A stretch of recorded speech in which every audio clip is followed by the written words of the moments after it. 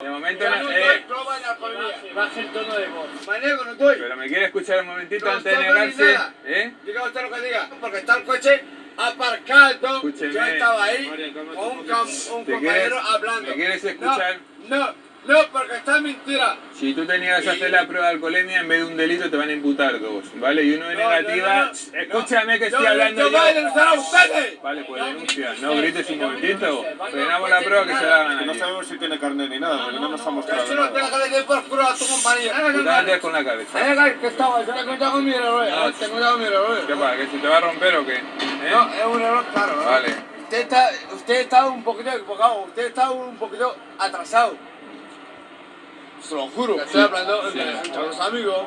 Él iba en el coche conduciendo, ha sufrido un accidente con otro coche, se ha llevado dos volardos y una señal. Y se ha negado a Y soplar. se ha negado a soplar. Puede ser condenado de 6 meses a 1 año de prisión, la retirada del carnet como mínimo por 1 año hasta 4 y una sanción económica que la determina el juez. Vale, anda.